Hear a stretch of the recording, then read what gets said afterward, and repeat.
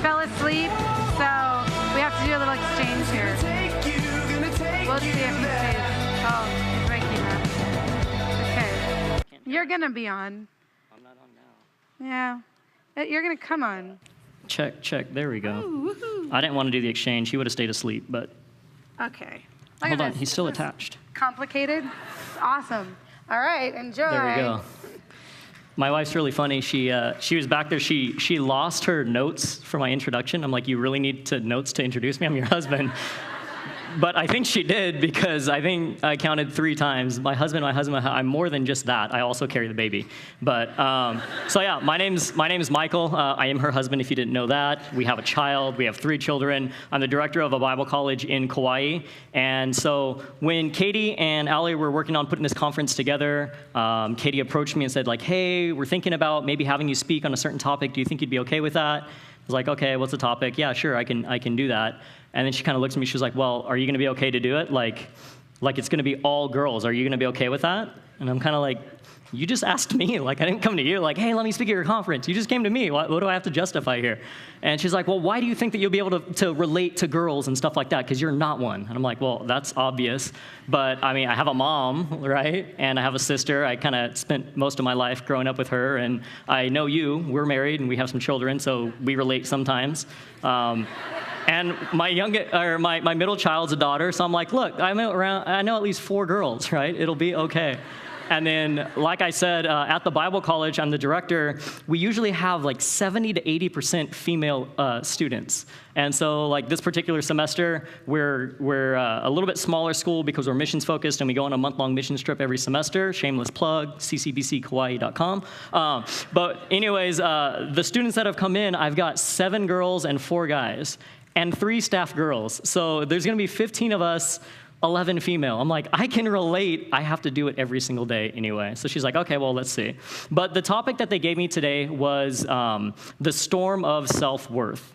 And then she again said, are you sure going to be able to relate to that? And I said, well, what do you mean? And she goes, well, look at you. You don't care what anybody thinks about you. How are you going to relate to people that actually care, that have this issue of like, well, people think this. You don't care. Look at your hair. Look at everything. Like, you're going out there with a baby strap. I was going to teach with the baby strap to me. I don't care. Like, it's my baby. It's fine. But she said, are you going to be able to relate to that? And I said, I think it'll be okay. Like, I am a human. There are some things that I've struggled with before too. So she said, okay, let's see what it is. So you guys will find out. But the way that my mind works, when I like to talk about something or teach about something, I really like to break everything apart. And so today we're talking about the storm of self-worth. And so I want to talk about the storm, what the storm is, and kind of go through that, and then talk about worth and how it comes together, and then how to deal with it, and all that fun stuff. Another thing you may notice about me, and you'll notice it more as I go on, is I speak a little bit fast, but if you just listen really quick, we'll all be okay. So you've got 2 ears, I've got 1 mouth, you'll be all right, I promise. The students get used to it, you guys will too. So storm, talking about a storm, what's a storm? And so I got this buddy named Google. I said, hey Google, what's a storm? And Google was like, a storm? No. Google tells me that a storm is a very violent uprising in the atmosphere, generally accompanied by rain and heavy winds and sometimes snow and hail and things like that. And I'm like, okay, a storm. Everybody knows what a storm is like. You guys, you live in California. You've seen at least 3 storms in your lives. It rains every once in a while here. I actually grew up in Northern California, so I know what that's like. It's wintertime. You enjoy all 3 weeks of it. It's amazing. Now I live in Hawaii, where I enjoy all half a day of the winter. But when you think of a storm, you've got normal weather, and then you've got this storm. You've got this gnarly stuff that's going on. I'm like, okay, that's what a storm is. Everybody knows that. How does a storm affect us, though? How does a storm affect us? Not the worth thing, but just a storm in itself. And if you think about a storm, how does it affect you? What does it do? Well, us as people, we've got these different senses, right? We've got a nose that helps us smell. We got eyes that let us see. We can hear things. We can feel things. We use our senses to make reality in our lives. What a storm does is it jacks with your senses. Your sense of hearing gets all messed up because it's raining really loud or it's thundering. Okay, no shame. Who of you are like the scaredy thunder people? Like thunder comes and you're like hiding under something. You're out there. And if you're not raising your hand, the person next to you is like, come on, be serious. You got the sense of hearing, but your hearing's getting messed up. It's really windy, it's really rainy, the thunder's happening, and that's freaking you out. You're in your house, you know that you're safe, but just the sound of it scares you. Or what about sight? What does it do to our sense of sight? Well, any of you ever driven in a really gnarly downpour? You're like, we're from California, what is that? No. But when you drive and the rain is coming down and it's nuts and your windshield wipers are going like that and you're like trying to follow with them because like that's the only gap that you see the hair, don't even care what it's looking like. You're like trying to follow the gap to figure out, okay, where can I see kind of thing. It messes with you. Or even like your sense of feeling. If you've ever been caught out in a storm and you're trying to move around and it starts getting cold and you start losing feeling in your hands and you can't really grab things as tightly. The other thing that the storm does, it takes all your senses, it messes them up. And again, what do we do with our senses? That's how we make sense of reality. Well, if your senses are getting jacked with, reality is going to get jacked with. And so you start making poor decisions, like when you're driving. That's why, again, I'm not shaming you. I grew up in Northern California. I know what it's like. When the winter comes and the first rain comes, just car accident, car accident, car accident. My wife's from the Seattle area. They're like, what is wrong with these people? They can't drive in the rain. I'm like, we don't see the rain. That's just like not what we're used to. But that's what happens with the storm. It messes up a normal situation. You're just driving home or walking home or whatever it is, it can mess all that up. So we've got the storm. Store that away. Now we're going to go to worth. What do we do when we talk about worth? The best way for me to describe what worth is, now this may come to a shock to some of you guys, fast talker, all that. I used to be a car salesman, okay? And used to be a car salesman. And there's this thing that happens. Sometimes people come to buy a car and they want to trade in their old car. And that's always a really awkward situation because it's basically somebody saying, here, take my piece of junk, but give me a lot of money for it. And you're sitting there going like, no, buy my really shiny, nice thing, and I guess I'll take that off your hands. That's just so you guys know, for my car dealer people out there, it's a rough deal. And one of my favorite things to tell people when it's like, okay, look, we'll give you $3,000 for your car. And they're like, oh, $3,000? This is like a $9,000 car, man, blah, blah, blah. And you're like, really? Would you pay $9,000 for your car? No. Why not? Because it's not worth it. Exactly. The way you know what something is worth, the value, it's what somebody is maybe willing to pay for it. Like this bottle of water that I have right here. This is like $1 bottle of water, right? Depending on the circumstance. Here it was free. I got it out of the green room. Because when you're a fly like me, you get to hang out in the green room. Not really, I'm in the nursery with the kid changing him and stuff. But free bottle of water can turn into $1 bottle of water. You walk out there, you get thirsty. How many of you guys have ever been to an amusement park where you're like standing in the line and it's super hot at, I don't know, what do you have down here? Six Flags or Marine World or whatever it is, Disneyland, and you're sitting there and you're in the hot line and your fast pass isn't working, fast pass, and you're just standing there, but then there's a vending machine and there's the water, and you're like, I know that's $1 bottle of water, but it says 6, but I'm paying it because that's what it's worth to you at that moment. Or if you were in the desert and you were like about to die, you'd be giving whatever you could to get that water. It's worth what you're willing to pay for it. But worth carries more than that. It's not just what you're willing to pay monetarily, big word for with money, with cash, with stack, It's not what you're willing to pay for something necessarily with money, but it could be, worth can be what you're willing to put your time into or your effort into. Again, we live in Hawaii. There's a lot of physical things you can do. There's a lot of hikes and stuff like that. There's one particular hike on the north shore of our island. That means North Shore in Hawaiian Sign Language. On the north shore of our island, and it's a hike to a place called Hanakapiai. And it takes 2 miles to get there, and you're doing a whole lot of this. And usually after about the first quarter mile, most people go, that is not worth it. But then you keep going and going, and then you get to this beach. And you're like, yes, I made it to the beach. And then they go, yeah, but you still have 2 more miles to the waterfall. And you're like, dang it, but I'm going to do it. And then you hike the 2 more miles, and you get there, and 2 plus 2 is good. We might get interactive up in here. It's not going to get any harder than that, though. I'm just judging the caliber of the audience. I'll bring it down a notch. So you've got a 4 mile in, 4 mile out, 8 miles. Is it worth it? If you've been to the waterfall, you know that it's worth it. If you haven't been to the waterfall, you're like, I'm not so sure. But the effort can be worth it depending on what you know is at the end. So it could be monetarily, what's something worth? What am I going to pay for it? It could be, is the effort worth getting to something? Or it could be like the effort given in a relationship. How many of you guys are in a relationship? Doesn't mean boyfriend, girlfriend. I don't want to even talk about all that gushy stuff. But you have a sister, you have a mom. How many of you are in a relationship where it's a little bit difficult at times? Anybody? Look, all the hands come up. Everybody's afraid of thunder now. Okay, those relationships, they're worth it. They're worth putting the time in. They're worth putting the effort in. They're worth the late nights, listening to them tell you all the stuff that's wrong that you've already told them the answer. Like, stop dating him. And you're like, okay. But it's worth it because it's a friendship. So worth can be, valued in different ways. What you're going to pay, the effort that you're putting forth physically, or maybe just the effort emotionally that you're putting into something. Now, let's put the two together. What's a storm of self-worth? Well, if a storm was something that is messing with your senses to alter your reality, and worth is knowing self-worth, talking about self-worth would be knowing what your value is, the storm of self-worth would be not understanding your value because something is changing your perspective on things. And so that's what I want to talk about today. What is it that gives us our view of self-worth? Now, we've talked about it earlier a little bit. Kayla was talking about all the social media and how, the magazines, and she's throwing stuff everywhere. And by the way, when you're the only dude at an all-girls conference, there's things you can't get away with. There's some stuff she said, if I did it, they'd be like, we will never invite him again, They say it, and it's like, everyone's like, oh, yeah, poop your pants. Like, come on, man, I can't do that. I didn't talk about some of the other ones, like I can't tell you what, my sense of the most exciting, passionate thing I'm about. If I said the same she did, wouldn't work out. If you guys remember the couch and the ice cream and the no pants and stuff. Anyways, okay.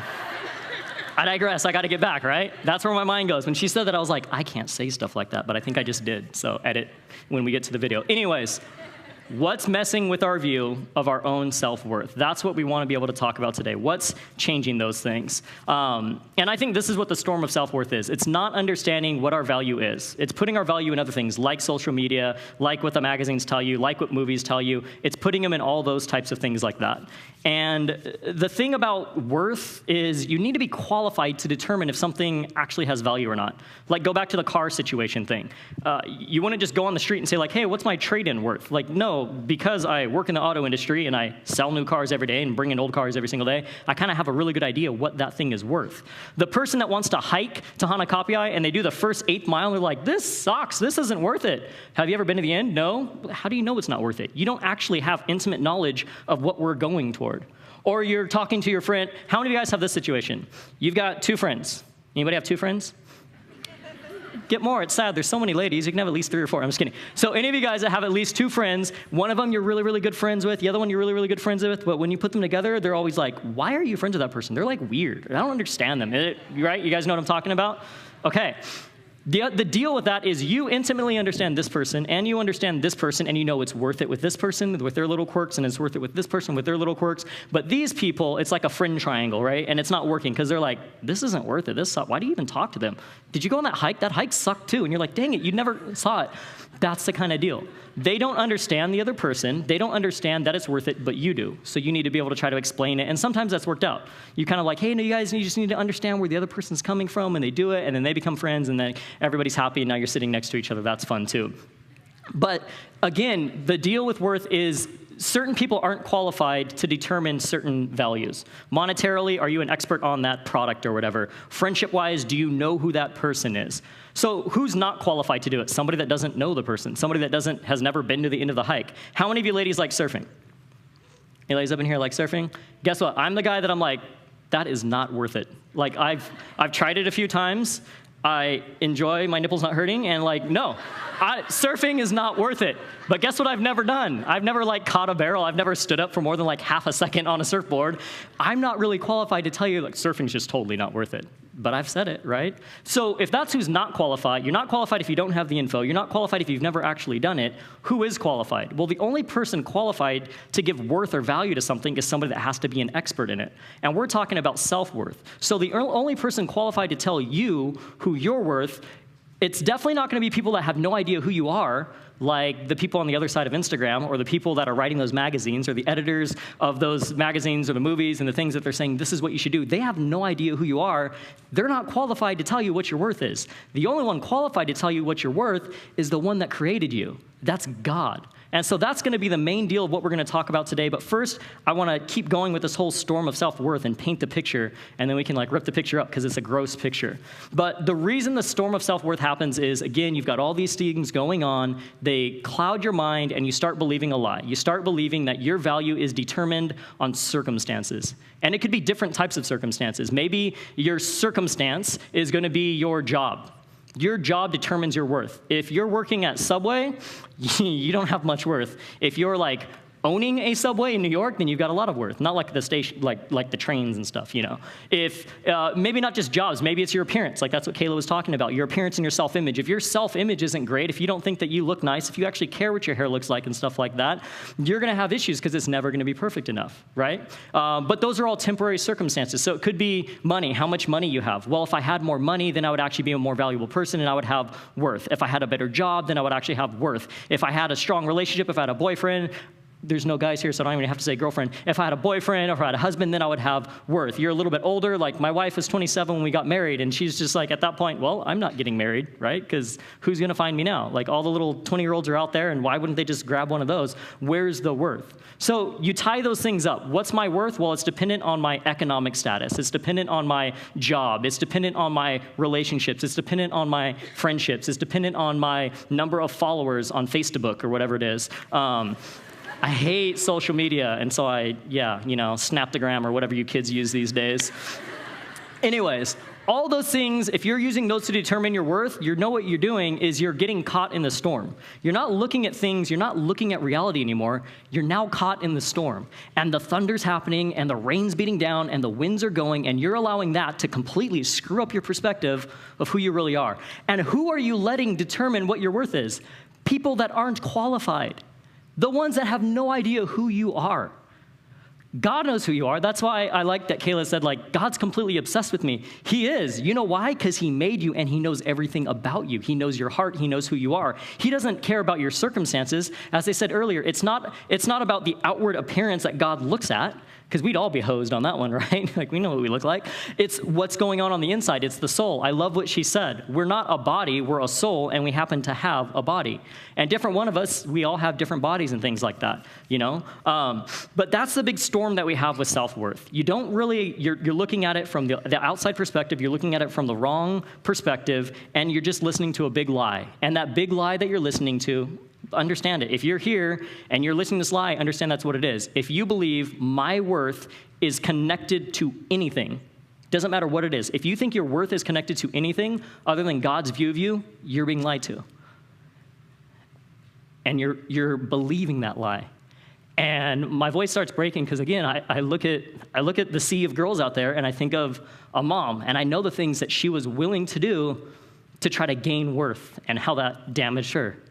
I think of a sister, and I know, growing up watching her, the things that she did to try to determine that she was valuable.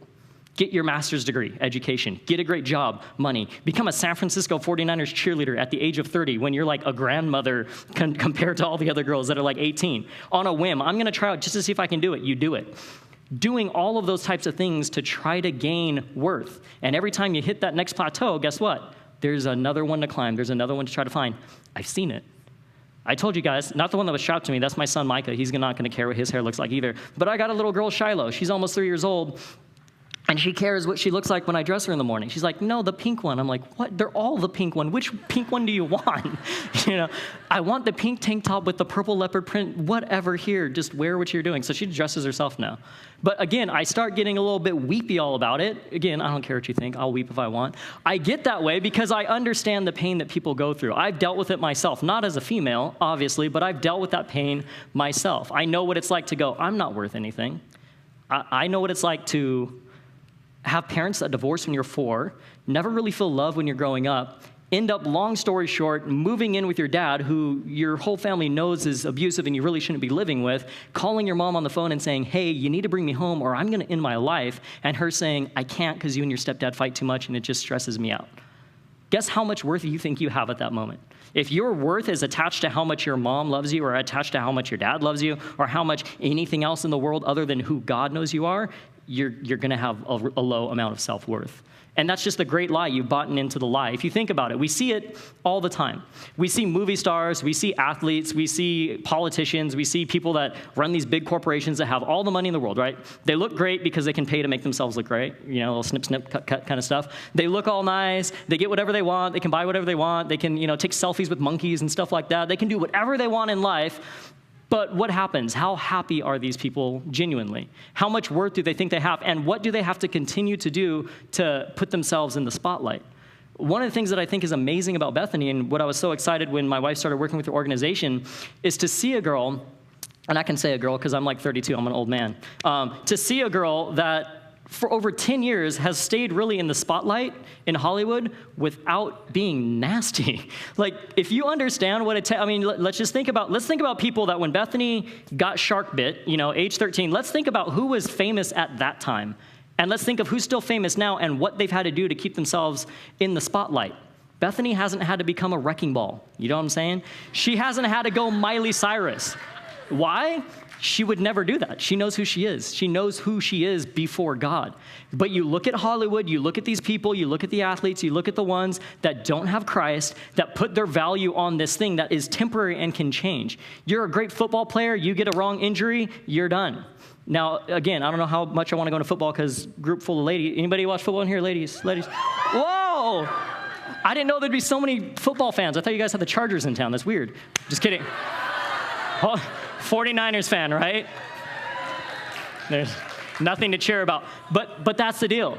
You're great, you're a number one pick, you're awesome, you're supposed to do great, and you do horrible. What happens to your value? You're done. You can't base it on those things. You can't base it on the things that change because that's the deal. Those things will change.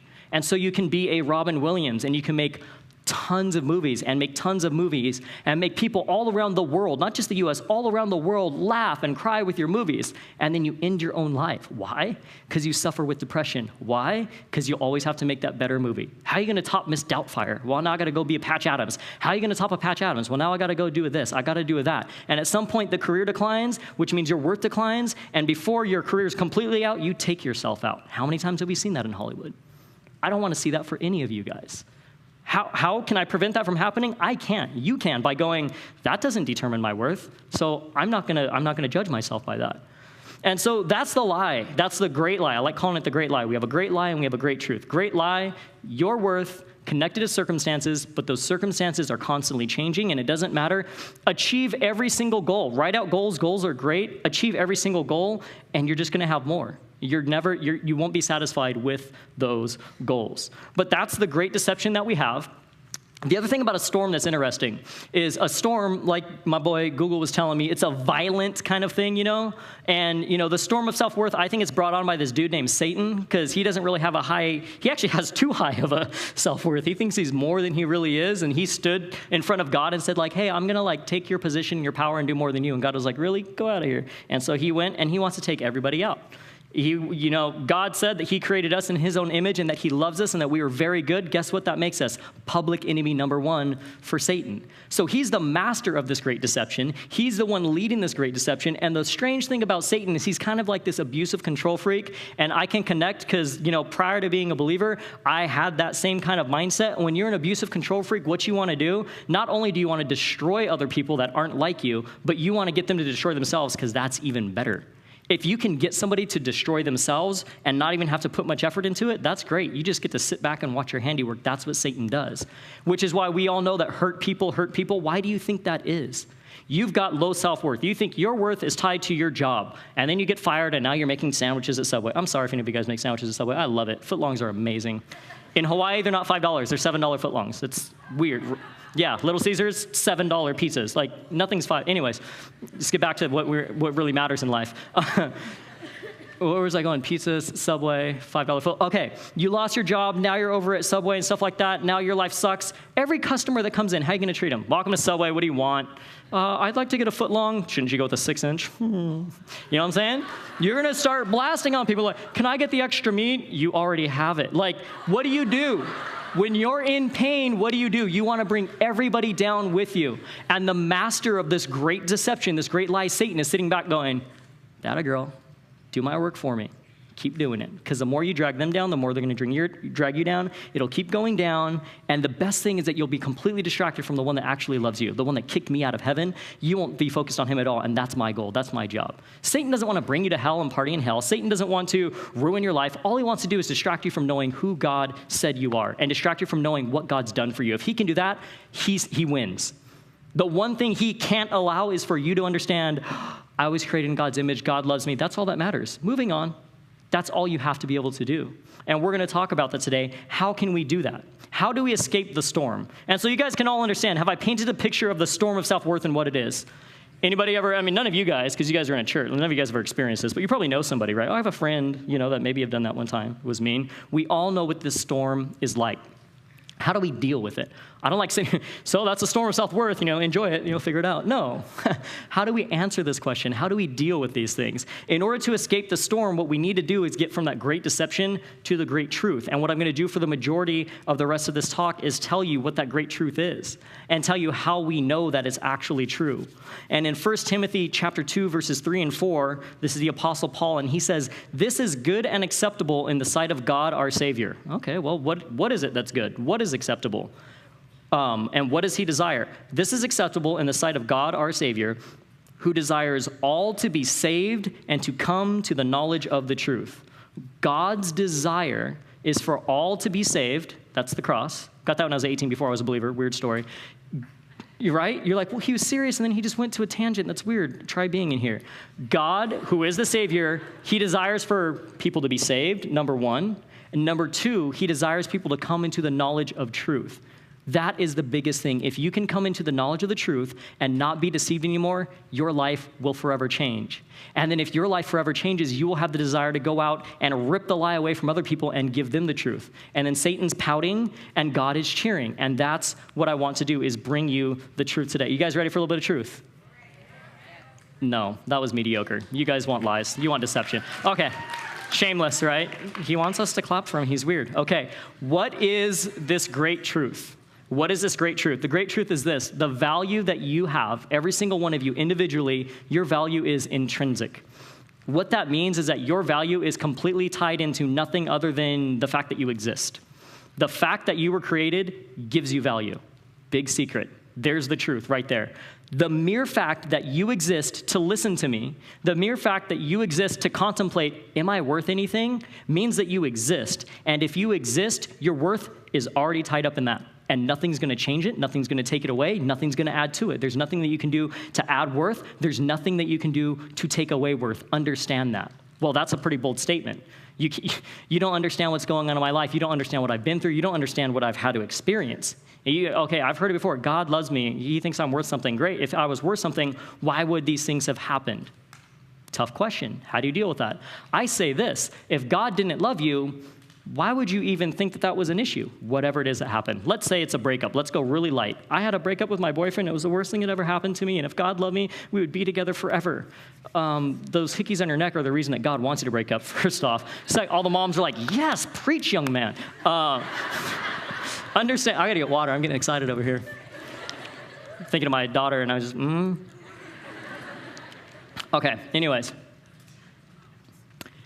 See, I messed myself up again. You've got the self-worth.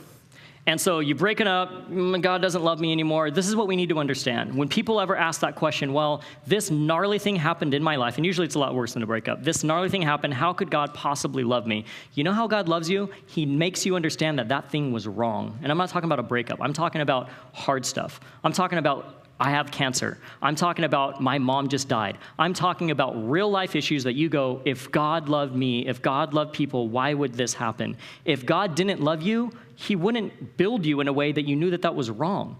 If all God is this power-hungry lightning chucker from heaven that's just going, I'm going to screw with that person now, I'm going to mess with that person now, he wouldn't put inside of you the innate ability to recognize, this is wrong, that person shouldn't have touched me like that. This is wrong, that person shouldn't have died. This is wrong, that relationship shouldn't have been broken. That's proof that God loves you, the fact that you can even think, wait, this is wrong. If he's this crazy God that doesn't love you, he's not going to put that in you. He's just going to make you be a little drone and do whatever you do. But he hasn't done that. How else do we know that God loves us, that we have worth, that we have value? I'm going to share 3 ways that we know. Looking at the Bible, 3 ways that we can see God clearly shows that our worth is built in him and not in anything else. And the first way is with creation. We're going to talk about creation, how that shows that we have worth. We're going to talk about Jesus' ministry. If you don't know Jesus, he's not like, your primo or primo. It's not like your Jesus. Jesus, God's son, God. When Jesus was on earth, when you read in the Gospels, Matthew, Mark, Luke, John, when Jesus speaks, when Jesus does things, you understand that's God doing those things. So when he's having a conversation with somebody, you're going, I wonder what God would think if that person was talking to him like that. You don't have to wonder, just read it. It's there. So we're going to look at Jesus' ministry and what that says about our value, about our worth. And finally, we're going to look at Jesus' sacrifice. But to start from the very beginning, if you got a Bible, you can turn it right to the very beginning. You don't have to, though. But it's right there in Genesis. In Genesis chapter 1, God creates the world. Well, how does that show that we have value? Well, check out how he created the world. In 6 days, he created everything, right? First, he was like, let there be light, and he made the earth. He made the light. He made the stars, he made the sun so that we could have light. He made the waters, he put fish in the waters, he put birds in the air, he put animals on the land, that's animals. He put vegetation to grow up. He put all of those different things. And then on the very last day, after all of those things were already set, understand everything that God made before he made man and woman, he made to sustain man and woman. How do we know that we have value? Well, one, he says, let's go, let's make man, and I've made him in my own image. So male and female, we're made in the very image of God. He says that about nothing else in creation, nothing else. We get sad when lions get shot. We get sad when animals go extinct and things like that, and that's fine, that's stewardship. But understand, only humans are created in the image of God, and understand that he made us after everything else because he prepped all of that other stuff for us. Those of you that are moms, you found out that you're going to have a baby. Maybe you went and you got, you convinced your husband to go and get a bigger house with an extra room that was completely empty for 9 months, and you decorated it, and you made a nursery, and you made everything perfect and ready for when that baby came. Understand, before God created anybody, that's what he did with this world. And then he said, here you are, you're created in my image. And then he said, this is very good. Not only that, after he created the entire world and then stuck us in it, he said, now you, because you're created in my image, you know what you go get to do? You get to rule over everything. This is yours. Enjoy it. How do we know that we have value? God created man in his image. He created woman in his image. And when he created us, he said in Genesis 1:27 and 28, be fruitful and multiply and fill the earth and subdue it and rule over the fish of the sea and over the birds of the sky and over every living thing that moves on the earth. Even though man wasn't created first, the greatest value of all creation was in man. That's who he created to rule over everything. Only man is created. Only people were created in God's image. And because of that, we know that we were created with the command to rule everything. We know that we have value. So that's just creation. Okay, fast forward from Genesis. That was the first book of the Old Testament. Now let's go, the Old. Let's go to the New Testament. Let's see Jesus' ministry. So we're going to fast forward about a whole lot of history. And now Jesus is on the scene. And Jesus is God walking on the earth. And what does he have to do in his ministry? I really like the book of John.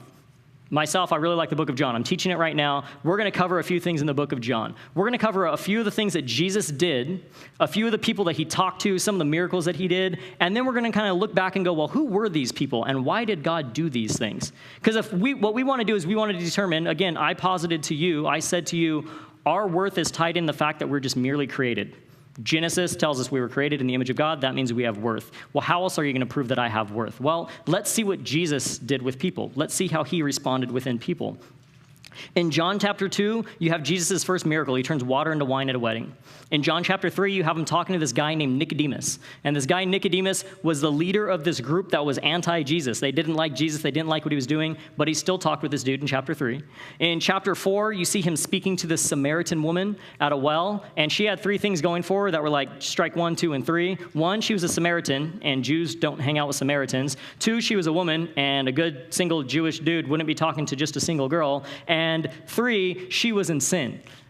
She admits openly that she's sleeping with somebody that's not her husband, and she's had 5 husbands before. And so 3 strikes, you're out. Jesus shouldn't be talking to her, but he talks to her. Finishing up in chapter 4, he heals this nobleman's son. This nobleman was like a royal official. His son is sick. Jesus heals him. In chapter 5, you see Jesus healing another man that was paralyzed for 38 years. In chapter 6, you see Jesus feeding 5,000 people. That's just the men, not including the women and the children. So it could have been up to 15,000 if there was a man and a wife and at least 1 child per person, but minimum of 5,000 people. In chapter 9, you see him healing a blind man from birth. And in chapter 11, you see his ultimate miracle other than his own resurrection when he raises a guy from the dead. So you tell me, okay, great, you're telling me about miracles. What does that have to do with me at all? Let's look, I told you I like digging in. Let's look at the different people that Jesus ministered to. I'm saying we have worth simply because we're created. I'm going to prove that by saying, look who Jesus ministered to. It wasn't because of anything they did. It wasn't because of anything they didn't do. It wasn't because of their money. It wasn't because they were just poor. It wasn't because they were great. Simply the fact that they were created. That's the only reason he's ministering to them. Again, in chapter 2, the water into wine. Why did he have to turn water into wine? Because they ran out of wine. Why did they run out of wine? Probably because they didn't have enough money to buy enough wine. So what does that tell us? Okay, Jesus ministers to the poor. That's not a hard stretch. We all know that. Jesus ministers to the poor. Great. What about Nicodemus? Nicodemus is one of Jesus' enemies. He's one of the guys that's of the group that later on will be the people that say, we need to crucify this man. And he meets with this guy and talks with him. He doesn't say, listen, Nick, I know that you came to me at night. Nick at night, I like that one. I know that you came to me at nighttime to talk about these things. Why don't you come during the day? Why don't you show your face in front of all of your little Pharisee friends, and then we can have a conversation? He doesn't say that. He doesn't say, listen, Nicodemus, I'm not going to talk to you until you renounce all of that stuff. He said, you want to come and talk to me about that? You want to know what I'm all about? Let's have a conversation right now. He didn't care where he was coming from. In chapter 4, when he's talking to that Samaritan woman, he didn't care what society said about this woman. He didn't care that society would go, whoa, you can't talk to even his own disciples. When they come back, they're like, what is he doing talking to a woman? What's he doing talking to a Samaritan? But it says they weren't bold enough to say anything to him. He didn't care what society thought. He understood, oh, there's a woman I created. I know that she's in sin. Probably the reason I need to be talking to her. In chapter 4, or later on in chapter 4, when he heals that official son, well, Jesus, he was only here for the poor and for the needy. This was a royal official. Jesus didn't tell him, like, look, dude, I'm only here for the poor people. Why don't you go and you have the money, go send your son to a doctor. He's like, okay, fine. Your faith has healed your son. Go back home. He's already healed. He came for the rich. He came for the poor. He came for the ones that society said, no, they're not valuable. They're not worthy. Stay away from them. That's not what Jesus believed. He heals this guy in chapter 5. This is a crazy story. He heals the guy. The guy's been paralyzed for 38 years. The guy jumps up. He's like, hey, Jesus is like, hey, do you want to get better? And the guy's like, yeah, but I can't. And Jesus is like, hey, just get up and take your mat and walk. And the guy's like, let me try that. Oh, that works. Okay, cool. So he walks off. Understand this, 38 years not being able to use your legs. It's not just like, oh, he fixed broken legs, muscles atrophied, never been used or hadn't been used for 38 years. Instantly, all of it healed. The guy gets up and then he goes, thank you, Jesus. No, he doesn't. The guy gets up and he walks off. And what's the first thing that he does? He walks off, and Nicodemus' homies, the Pharisees, are like, what are you doing walking, carrying a mat? That's illegal. It's the Sabbath day. You're not supposed to do that. This miracle happened right by the temple. These guys would have seen him laying on the ground for the last 38 years. They don't care about that. All they see is, you're carrying a mat? How dare you? It's the Sabbath. Why are you doing this? And the first thing the guy can possibly say, the guy that healed me told me to do it. He rats Jesus out. Did Jesus know he was going to rat him out? Did he care? Didn't care, still healed him. Why? Because he was created, because he loved him. You go into John chapter 6, and he feeds the 5,000 people. And after he feeds the 5,000 people, it says that he knew that they wanted to come and make him king, and so he withdrew. And then the next day, they come and they find them, and they say, hey, Jesus, there you are. We've been looking for you. And he calls them out. He's like, look, you're not looking for me. You're looking for bread. You're looking for miracles. You're looking for liver quivers. You're looking for good feelings. You don't care about me. You care about yourselves. That's the only reason you're here. If you really care about me, guess what? You're going to have to eat my flesh and drink my blood. And they're like, what? We're not in it for that. And they all skedaddle. But guess what that means? He already knew what their hearts were. He didn't sit there and go, man, there's 5,000 people. They're hungry, but they don't really care about me, so forget it. They can go to Subway.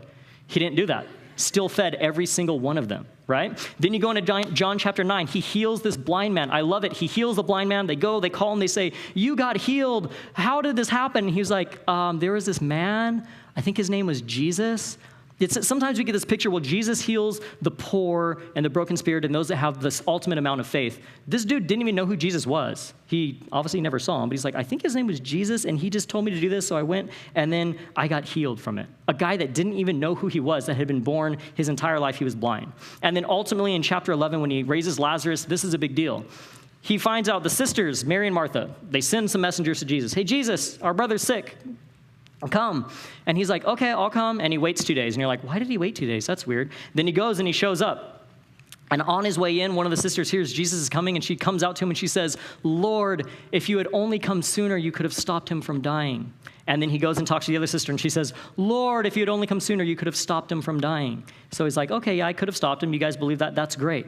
But then when he tells the first sister, when he says, hey, don't you understand I'm the resurrection and the life? Don't you understand I can raise your brother up? She says, I totally believe it. I know you can raise him in the last day.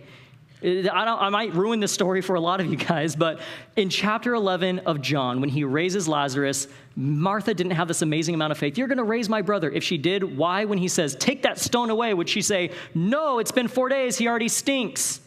She had no faith that he was going to raise her brother up that day. Didn't believe it. In the last days, when everybody dies and gets resurrected, totally. Right there, she didn't have the faith of that. She didn't know that. I love the King James Version in this because it says, Lord, no, he stinketh. And I just like the way that sounds. In newer translations, it's like, don't open it, it stinks. Why would it stink? Because he's decayed. What does that mean? His body's breaking down. What does that mean? He's good and stinky and dead. That's the reason why Jesus waited a couple of days to come back. He wanted to make sure Dude was good and dead so that his power could be shown. But what does that show in chapter 11? What do we know about these people? Who did he minister to? A poor groom, a leader of his enemies, a woman that society said, don't do anything with her, a rich man, a guy that was going to be thankless and rat him out, 5,000 people that could care less about him. They only wanted what he could give. They wanted that spiritual ATM. A blind guy that didn't even know who he was, and 2 sisters and a man.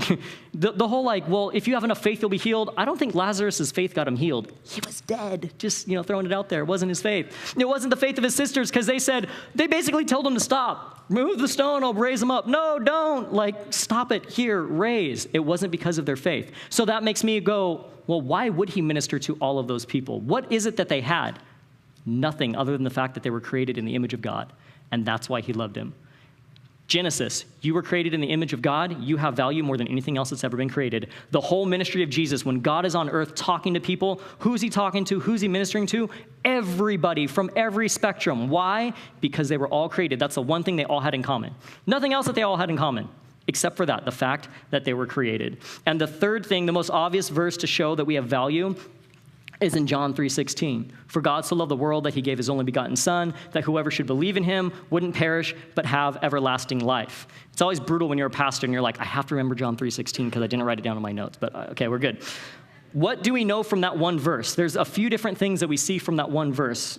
What do we see from the beginning? For God so loved the world. Well, why did God love the world? Genesis 1 says he created it. It seems he loves the world simply because he created it. What else do we know in there? God so loved the world. Well, how did he prove he loved the world? What was he willing to do? He was willing to give his only son for the one that he created, for the ones that he created, for you and me. God loves his creation. He loves his son. For God so loved the world that he created, that he gave his only begotten son. Why did he give his son? Because he loved the world so much. How do we quantify our value? How do we quantify our worth? Are we worth $6 like a bottle of water? Are we worth a long hike? You know what we're worth? God's very blood, his son. You know who's qualified to tell you what you're worth? The one that created you. You know who's not qualified? Anybody, anything else. Stop believing the great deception. You now know the great truth. Simply the fact that you're created, that you live, that you breathe, that you exist, that means you have value. And that's the only thing that shows that you have value. We know that Jesus saved us before we did anything. Thankless guy. People that were only in it for themselves. Random people that Jesus is helping. Why? Simply because they were created. It wasn't water into wine. Hey, Jesus, if you turn the water into wine, we'll pay you extra. Nope. The groom and the bride didn't even have any idea what even happened in that miracle. Lazarus, hey man, please just raise our brother. We know you can do it. Nope, didn't even have the faith. The only reason he did any of that, simply because they were created and he loves his creation. So what did he do? He made that sacrifice so that those that believe in the Son would be able to go, wait a minute, I have this value? He showed that I have this value. What value do I have? The very life of God, the very blood of God, that's the value that I have. Yeah, I want to be with the guy that's completely obsessed with me to the point that he would die for me. I'm in a room full of ladies. How many of you guys don't want a husband that's willing to die for you?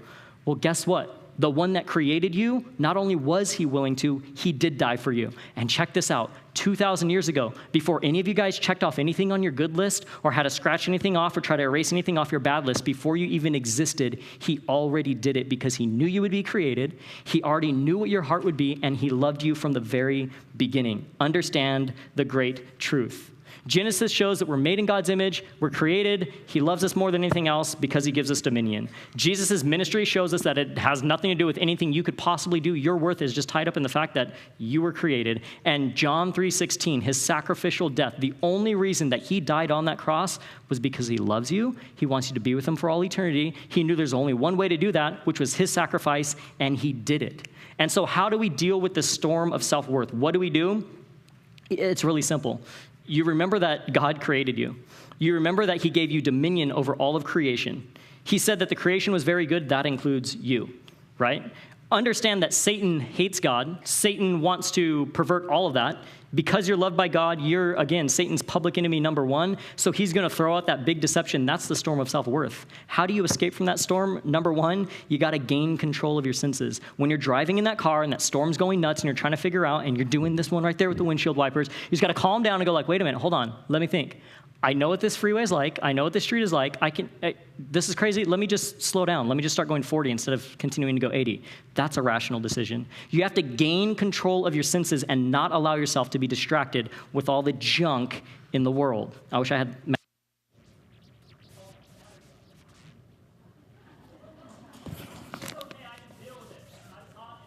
Is where we don't. Oh, man. Dude.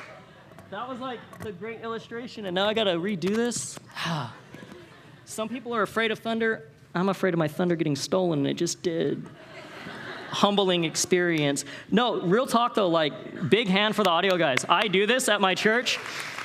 When the you know how hard it is to know what a speaker, where they want their slide to be, and you're like trying to mind read, and then they change, and they're like, you didn't know I was gonna change my, these dudes, they're working hard, I promise you. Don't just be like, why are there creepy guys back here videoing us? Like, that's their job, leave them alone. Anyways, focus, I was getting serious. Regain control of your senses. Don't allow yourself to be distracted by your microphone turning off or by the noise of the world. Understand the dangers of the storm. If you understand the dangers of the storm, then you'll be prepared for it. I live in Hawaii. We have hurricane season. When it happens, we're like, how close is it going to be? Is it like 2 days away? Okay, I guess I should go get a generator or something. You prepare for the storm so it won't be a big deal once it hits. This is the big one, don't fool yourself into believing the great deception. What's the great deception? The great deception, we're going to do interactive. The great deception is believing that somebody can give you your worth. Who's the only person qualified to give you your worth? Okay, good. You know the great truth. Don't believe the great deception. Don't believe anything else. Nothing else determines your worth because all of it will fail you. You'll never achieve it. Even if you do, you're just going to have to keep going higher. Don't believe that.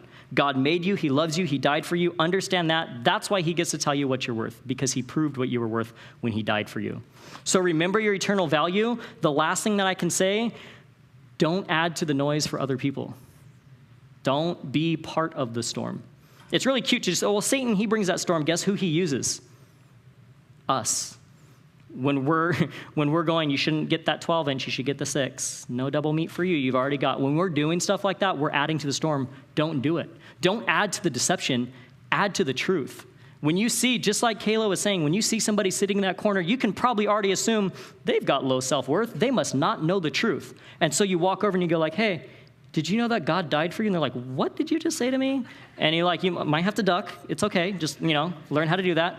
But share the truth with them, ladies. There's some of you in this room that already knew this. You're like, this was all review. I already knew God loved me. There's some in this room that had no idea. There's some in this room that still don't believe it. Those of you that know, share with those that don't. Those of you that don't, look at me and hate me all you want. But if you want to come and tell me your story of how you know that God doesn't love you, I would love you to.